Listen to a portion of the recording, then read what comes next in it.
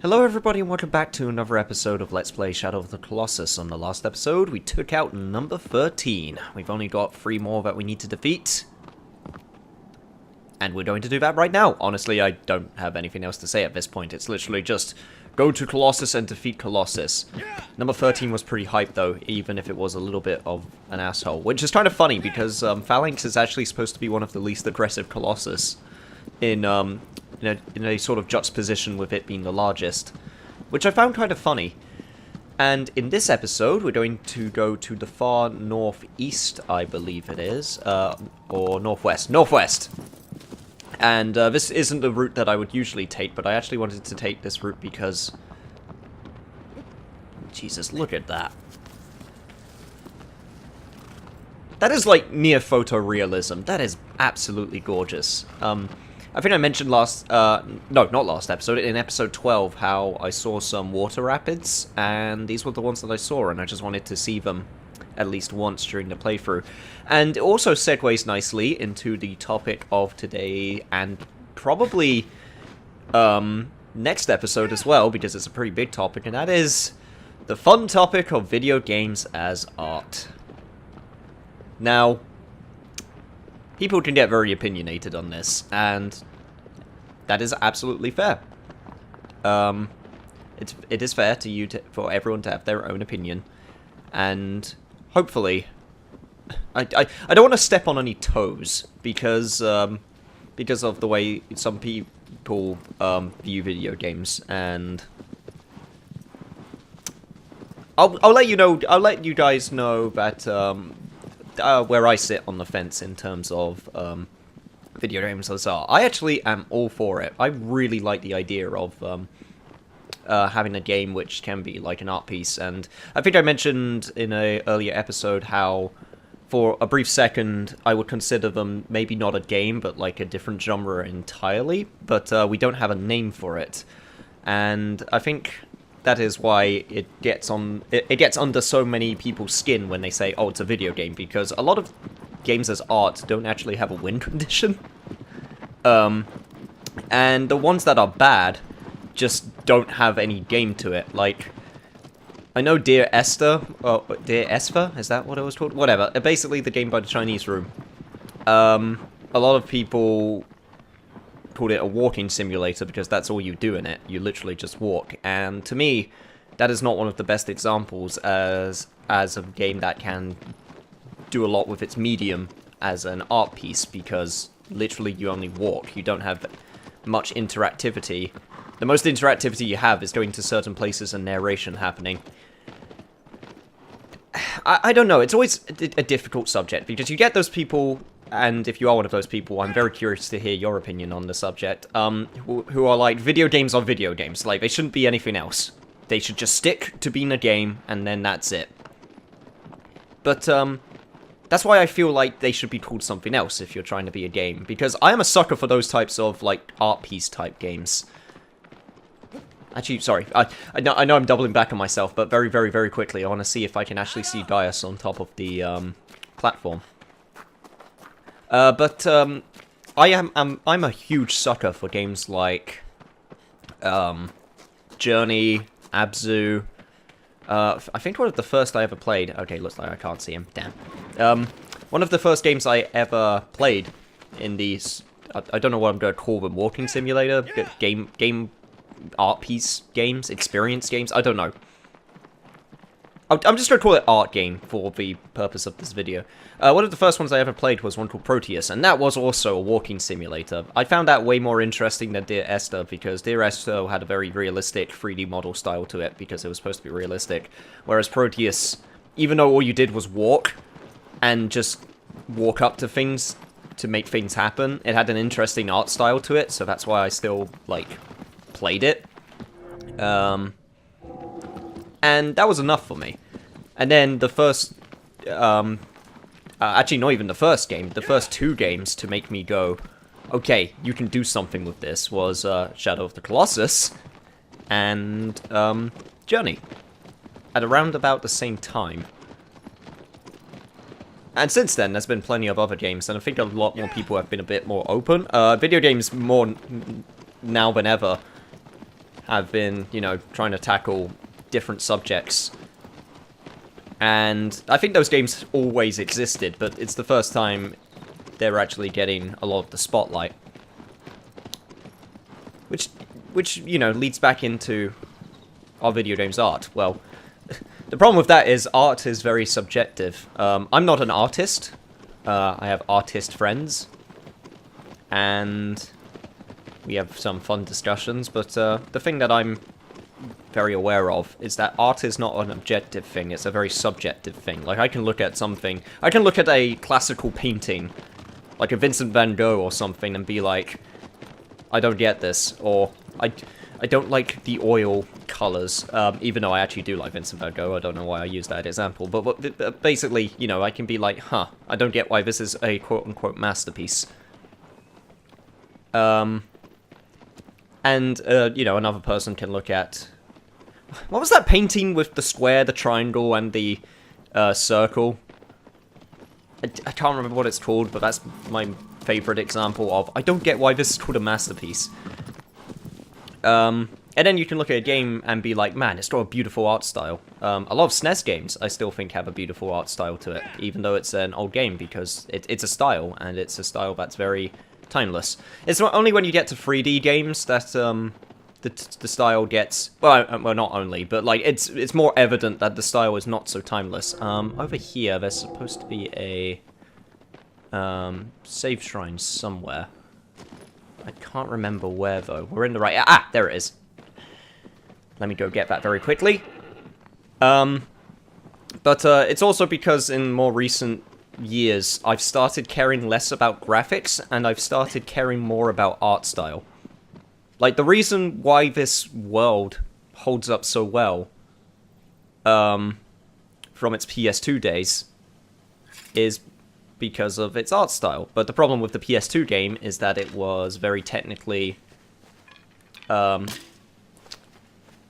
inferior, but no, it was very technically superior for a PS2 game, but like, because of age, the 3D and the very flat looking world has not aged the best. And I'm glad they could update the art style with improved graphics. I think that's what I'm looking forward to most with improved graphics. It's how you can make an art style, you know, look better. Then there's some people that say that this 3D remake ruins the art style, and at that point I think you're jumping the gun a bit, but, you know, again, to each their own opinion. But it's also because when we make games, we've now gone to that point where it's hard to impress people with graphics, because you can make most things look good. Like, I remember in the Order 1886, the big thing was they had that effect where you put a light on people's flesh, and you have the light going through the flesh, and don't get me wrong, that's very impressive, but that's not going to impress people the way that moving from the number of polys from a PS2 game to a PS3 game had. Which is why I started caring more about a visual style, because that is more striking. If you have a good art style, I think it can last longer. And you can do some interesting stuff with a art style, in terms of gameplay. Like a lot of indie games do. There was an indie game that was, that I played called Hue, which was based around color and color platforming, and that's to do with its art style, and I thought that was really cool. And then you have games like Mario Odyssey, which are on a technically inferior hardware in terms of specs, but the art style looks so strong that it holds its own. And seriously, this lizard has really been annoying. Okay, stay there, for God's sake. It's because of all this damn foliage. Well, it gives me a lot of time to talk, so I guess that's the plus side. But then you get the games which, again, like Journey, and their whole entire point is to be like a quote-unquote experience. I hate using that term. I hate using the term experience. I feel like there should be a new word that defines them. Because experience just sounds very... I don't know. I don't even know why I don't even like using that word. It just sounds very...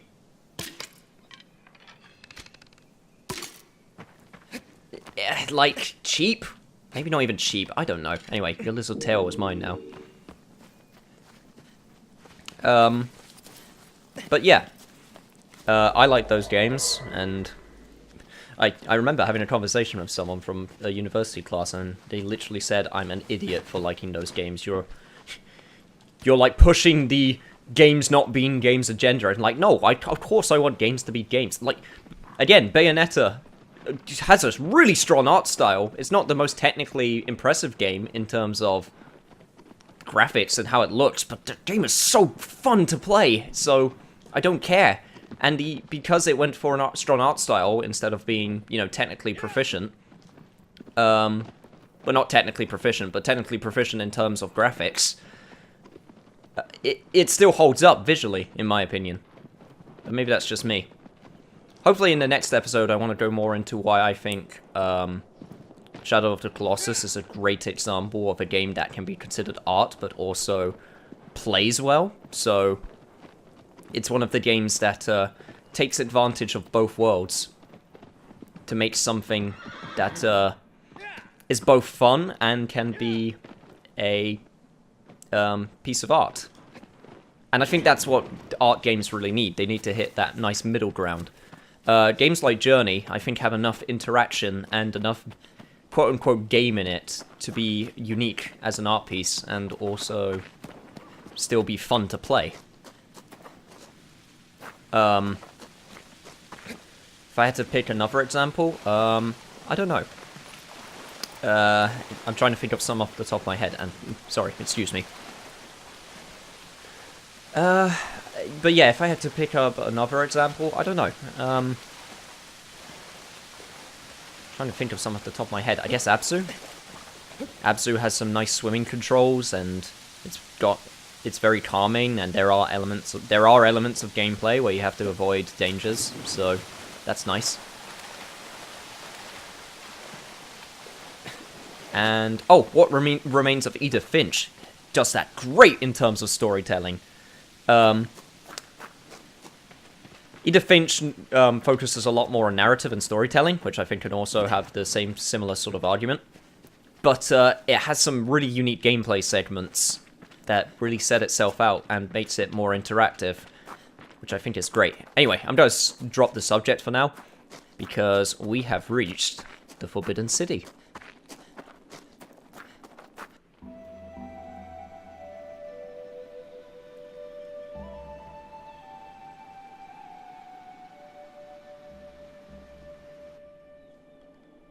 Holy crap, out of all the areas, I think this one has one of the biggest overhauls because there is so much more foliage now.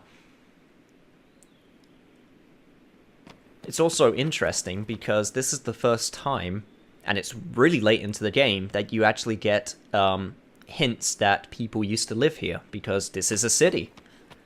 Or at least it used to be, which means people lived here, or at least, you know, did something here. And I haven't talked much about the Colossus, but we'll be seeing it in a second, because this Colossus is a very interesting one, as I think it is the most aggressive Colossus in the game, and can be considered a cousin to number 11, which is Celosia, and you can actually see it right up there, looking all cool and like. And it's Zenobia.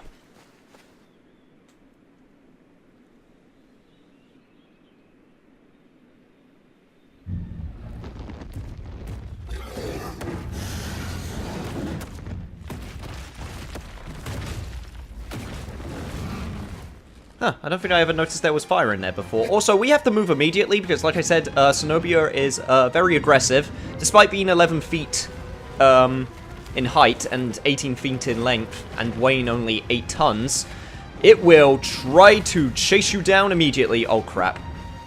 Okay, we gotta move fast. The way to defeat this Colossus is kind of an interesting one because, much like Celosia, Zenobia is very armor-plated. Oh, crap. And you can actually see its sigil right there, but we need to get that armor off of it. Alright, let's go.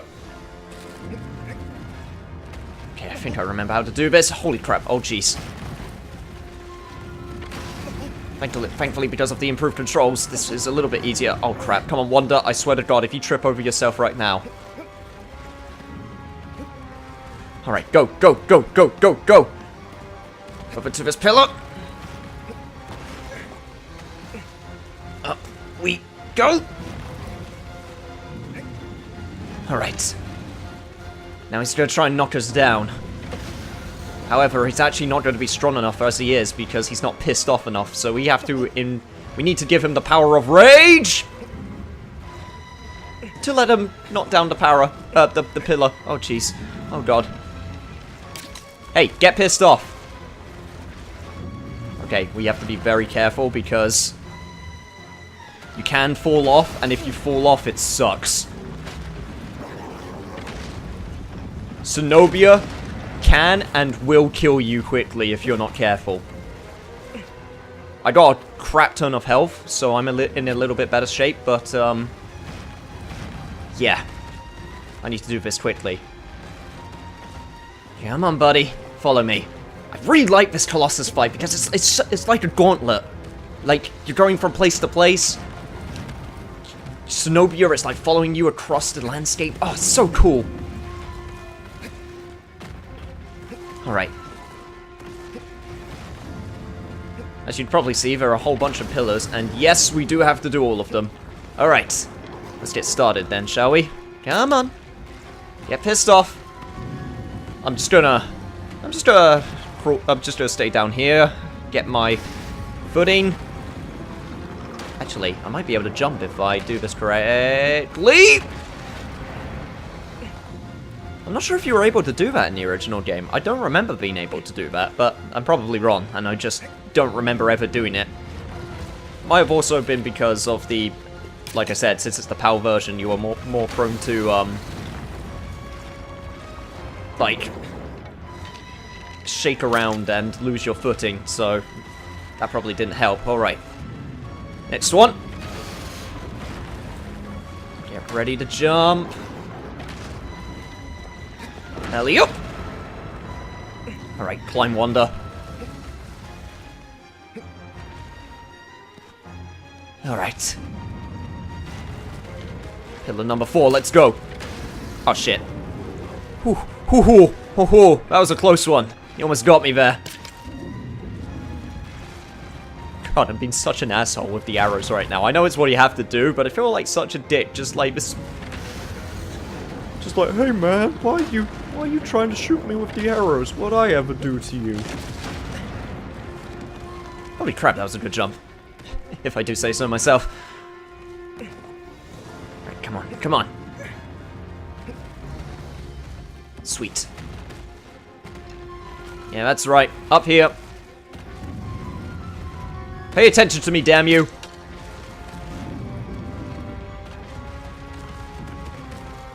God, it would suck if we had, like, if he had one, like, stuck between the blades of his armor. Ugh, jeez. That'd be so annoying to try and get out. Come on, one more time. I know you can do it. More like I need you to do it. Right. Get ready. Yep. Sweet. Alright, now we get up here. And this will be the last tower we need him to knock over. Okay, I know you want me to do a backwards jump, but I'm going to do the safer method, which is, holy crap, oh yeah, he can try and knock this down. Yo, Zenobia, you're not strong enough for this one, buddy. Here. This one's more suited for you. I know you're all ticked off because you're one of the smallest Colossus and you got the short end of the stick, but no need to take out your anger on the architecture. You're destroying like ancient years history here. Oh jeez.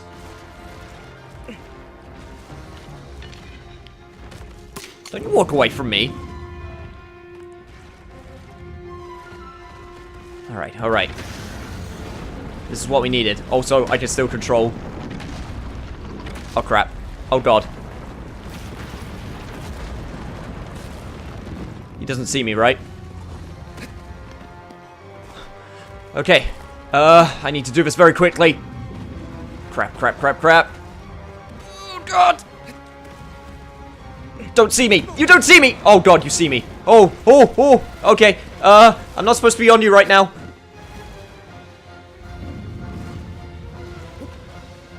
Wanda, I swear to Christ, get up there! Holy crap. Alright, dangerous part over. Let's get up here. Wanda, can you grab up? Thank you. And this is the last thing we need him to topple over.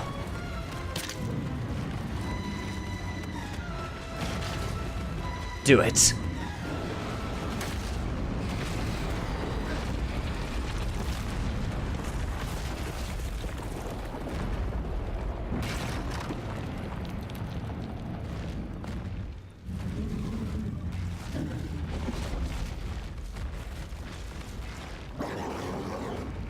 Hey, that looked slightly better than in the PS2 version. In the PS2 version, the armor popping off just sort of randomly happened. Okay, I'm gonna try to do the cool thing once, and then we're just going to...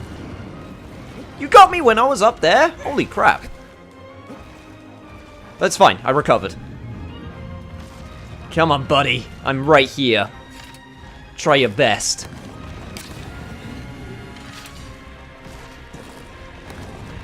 Yeah, that's right.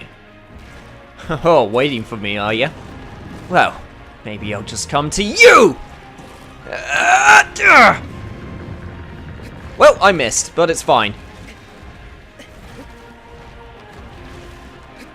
Come on! Yeah. Okay. Not the greatest place. Not the greatest place. Can he actually follow me through here? I've never tried this. Oh, no, you can't. Interesting. Well, I'm just gonna go back the way I came. I know that's actually where I came, right up there. But, I didn't know that you could, just straight up try to go back to where the battle started. Okay, this is probably the best place to do this. Okay, there we go. That's what I needed to do. Have him ram into the thing so I can stab him. Maybe get 2 stabs. Hey, that worked. Come on, buddy, you can do it.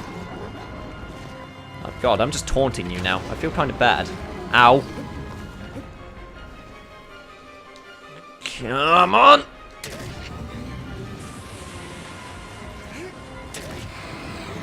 One more will do it. Right here. Bring it. Get the cool stab, Wanda!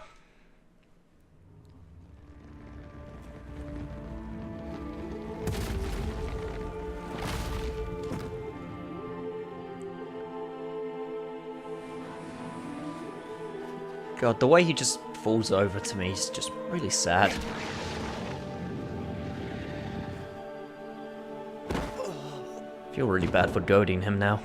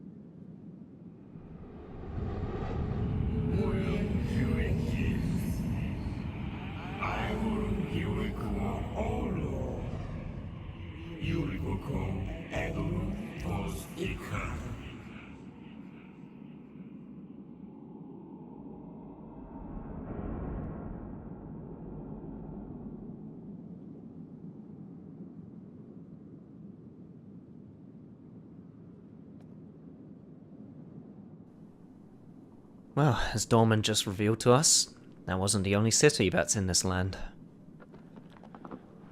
Only 2 more left to go. And on the next episode of Let's Play Shadow of the Colossus, we'll go over to number 15 as I talk about why I think this game succeeds in, well, what it does, being a game and being a wonderful piece of art. See you guys then.